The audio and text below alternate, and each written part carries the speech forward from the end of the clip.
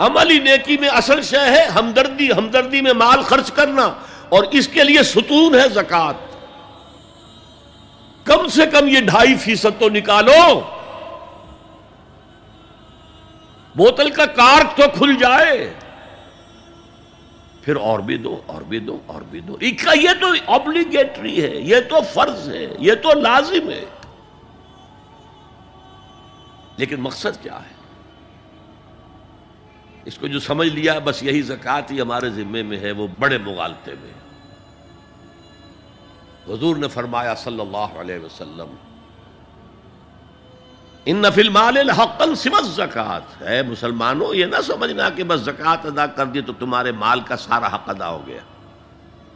ان فی المال حقا سوی الزکوٰۃ، تمہارے اموال میں حق ہے اللہ کا زکوٰۃ کے علاوہ بھی۔ اور پھر آپ نے یہ آیت پڑھی، وَآتَى الْمَالَ عَلَىٰ حُبِّهِ ذَوِي الْقُرْبَىٰ وَالْيَتَامَىٰ وَالْمَسَاكِينَ وَابْنَ السَّبِيلِ وَالسَّائِلِينَ وَفِي الرِّقَابِ وَأَقَامَ الصَّلَاةَ وَآتَى الزَّكَاةَ۔ یہاں آتا الزکوٰۃ تو ہے ہی ہے، اس سے پہلے جو آ رہا ہے یہ سرپلس ہے، اس سے آگے کی بات ہے، یہ ایڈیشنل ہے۔ اسی لیے جب انفقوا انفقوا انفقوا انفقوا انفقوا کی جو تکرار ہوتی ہے قرآن مجید میں، تو ایک جگہ پھر سوال کیا صحابہ نے، کتنا خرچ کریں حضور؟ فرمایا قل العفو، کہہ دو جو بھی ضرورت سے زائد دے ڈالو، don't accumulate, don't retain any thing.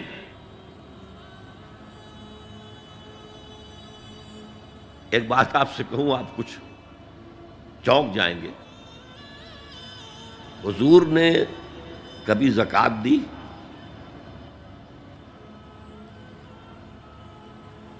کبھی نصاب کے بقدر پیسہ آپ کے پاس جمع ہوا کہ آپ پر زکوٰۃ واجب ہوتی؟ کیسی عجیب بات ہے۔ ارکان دین میں سے ایک رکن سرے سے غائب، کبھی آپ نے مال رکھا ہی نہیں۔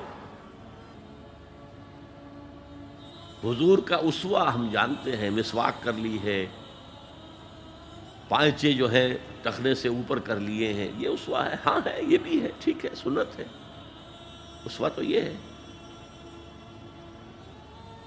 اور صرف آپ کا نہیں، جنہیں ہم کہتے ہیں فقراء صحابہ، ابو ہریرہ، ابو ذر، سلمان فارسی، علی رضی اللہ تعالی عنہم اجمعین، یہ فقراء صحابہ میں سے تھے، کبھی کچھ نہیں رکھا اپنے پاس۔ میں نے بتایا تھا آپ کو شاید کہ حضرت علی کی جب شادی ہو رہی تھی حضرت فاطمہ سے، کوئی مکان تھا ہی نہیں، کہاں لے کے جائیں؟ ایک انصاری نے ایک حجرہ دیا ہے اپنے مکان کا، اس میں حضرت فاطمہ ودا ہو کر گئی۔ He didn't have any home۔ ابو ذر وہ تو دوسری انتہا کو چلے گئے تھے۔ قانون یہی ہے، حلال سے کماؤ، اگر ایک حد سے آگے بڑھ جائے تو زکوٰۃ دے دو، باقی تمہارے اختیار میں ہے، دینا چاہو دو، نہ دینا چاہو رکھو اپنے پاس۔ قانون اس سے زیادہ آپ کو پابند نہیں کرے گا۔ کبھی بھی آپ نے جبر نہیں کیا، ایمرجنسی میں بھی جبر نہیں کیا۔ ایک واقعہ آتا ہے کہ حضور کو کئی وقت کا فاقہ تھا، تھوڑی دیر کے بعد حضرت ابو بکر آئے، آپ نے چہرے سے پہچان لیا کہ فاقے سے۔ پھر حضرت عمر آئے، پہچان لیا کہ فاقے سے۔ شاید حضور خود اپنے لیے نہ اٹھتے نہ جاتے، اپنے دونوں ساتھیوں کو لے کر ایک انصاری کے باغ میں پہنچ گئے۔ انصاری کی عید ہو گئی، فوراً لا کر اس نے کچھ کھجوریں، کچھ انگوروں کے گوشے رکھے۔ اس کے بعد وہ دوڑا چھری لے کر کسی جانور کو ذبح کرنے کے لیے۔ یہ ساری تفصیلیں میں کیا بتا رہا ہوں؟ مال یہ نہیں تھا کہ مدینے میں سبھی فاقے سے تھے، موجود تھے جن کے پاس مال تھا، لیکن جبراً آپ نے کسی سے کچھ نہیں لیا۔ جب وہ چھری لے کر چلا، فرمایا دیکھنا کسی دودھ والے جانور کو نہ ذبح کرنا۔ بہرحال کچھ دیر کے بعد وہ گوشت پکا کر لایا، روٹیاں رکھیں۔ اس کے بعد حضور نے ایک روٹی پر چند بوٹیاں رکھ کر کہا یہ عائشہ کو دے آؤ، اسے بھی کئی وقت کا فاقہ ہے۔ اور پھر حضرت عمر کی طرف رخ کر کے کہا عمر یہ ہیں وہ نعمتیں جس کا حساب دینا پڑے گا اللہ کے ہاں۔ وَأَمَّا بِنِعْمَةِ رَبِّكَ فَحَدِّثْ، اور یہ جو فرمایا گیا الہاکم التکاثر میں نعمتوں کا حساب لیا جائے۔ وَلَتُسْأَلُنَّ يَوْمَئِذٍ عَنِ النَّعِيمِ، فرمایا یہ نعمتیں ہیں۔ تو یہ ہے اصل میں انفاق کا معاملہ، آپ کے اس پر چھوڑ دیا گیا ہے۔ جتنا بھی آپ میں جذبہ ہے، جتنا بھی آخرت کا یقین ہے، اتنا ہی آپ پسند کریں گے کہ آخرت کے بینک میں جمع کرائیں، یہاں کے بینکوں میں کیوں جمع کرائیں؟ یہاں کتنا دے دیں گے آپ کو؟ 10%، 20%؟ وہاں 700% ملتا ہے۔ 700% نہیں، 7000، 700 گنا۔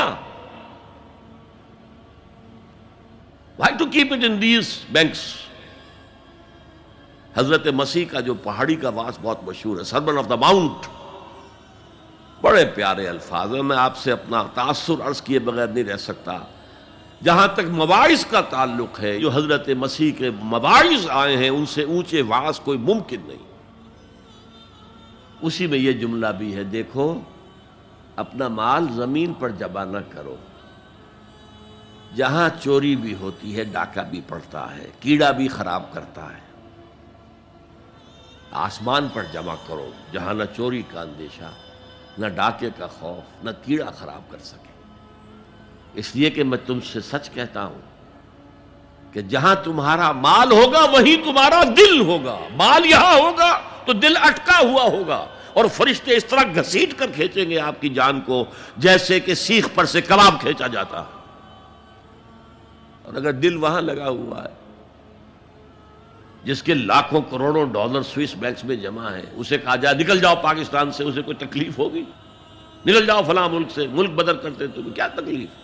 میرے بینک کے اندر پیسے ہیں۔ البتہ جس کا باہر کچھ نہ ہو اسے اگر یہ دی جائے سزا تو اس کی تو جان پر بن جائے گی۔ تو یہ ہے انفاق کا معاملہ۔ اس میں یہ دو جو ہے، ایک قانونی سطح ہے۔ قانونی سطح یہ کہ حلال ذریعہ حرام نہ ہو، سود نہ ہو، جوا نہ ہو، فحاشی کو ذریعہ نہ بنایا جائے، منشیات کو ذریعہ نہ بنایا جائے کمائی کا۔ اور جو بھی آپ کے پاس ہے، آپ نصاب کی سطح کے اوپر آ گئے تو 2.5% زکوٰۃ دے دو۔ قانون اس سے آگے آپ سے مطالبہ نہیں کرے گا، اگرچہ فقہاء نے یہ فتویٰ دیا ہے کہ اگر کسی وقت جو فقراء ہیں ان کی ضرورتیں زکوٰۃ سے پوری نہ ہو سکیں تو اس وقت کا امام، اس وقت کا خلیفہ، وہ زبردستی بھی امراء کے مال میں سے مزید لے سکتا ہے زکوٰۃ کے علاوہ۔ لیکن کمال یہ ہے محمد رسول اللہ صلی اللہ علیہ وسلم کا کہ نہایت جان اصل تحریک جو تھی، انقلابی تحریک، اس میں بھی کبھی آپ نے جبر سے کام نہیں لیا۔ یہ آپ کے چوائس پر ہے۔ البتہ ایک معیار مقرر کر دیا، جیسے حضرت ابو بکر غزوہ تبوک کے موقع پر سب کچھ لے آئے تھے گھر میں جھاڑو پھینک کر۔ عام حالات میں یہ نہیں، ایک شخص آئے صحابی انصاری، میں اپنا سب کچھ اللہ کی راہ میں دینا چاہتا ہوں، فرمایا نہیں، تم چاہتے ہو کہ اپنے وہ رسا کو قریب اور فقیر بنا کر جاؤ؟ اس نے کہا اچھا میں آدھا نہیں، آدھا بھی بہت ہے۔ فرمایا تہائی دیتا ہوں؟ فرمایا ہاں تہائی کافی ہے۔ وَالثُلُثُ کثیر، اور ثلث بھی بہت ہے۔ اور یہی قانون ہے وراثت کا، آپ ثلث سے زیادہ، 1/3 سے زیادہ کی وصیت نہیں کر سکتے۔ 2/3 مال جو ہے کم سے کم وہ صرف قانون وراثت کے مطابق تقسیم ہو، اور کسی وارث کے لیے وصیت نہیں کر سکتے۔ ایک بیٹے کو اس کا حصہ بھی مل جائے اور پھر مزید جو ہے وصیت نہیں، وارث کے لیے لا وصیت لوارث۔ تو یہ ہے زکوٰۃ در حقیقت اس جذبہ انفاق کو سپورٹ دینے والی شے. کم سے کم یہ تو دو. بوتل کا کارک کھل جائے گا تو مزید بھی نکل آئے گا اس میں سے. وَآتَ الْمَالَ عَلَىٰ حُبِّهِ ذَوِي الْقُرْبَىٰ وَالْيَتَامَىٰ وَالْمَسَاكِينَ وَابْنَ السَّبِيلِ وَالسَّائِلِينَ وَفِي الرِّقَابِ وَأَقَامَ الصَّلَاةَ وَآتَى الزَّكَاةَ.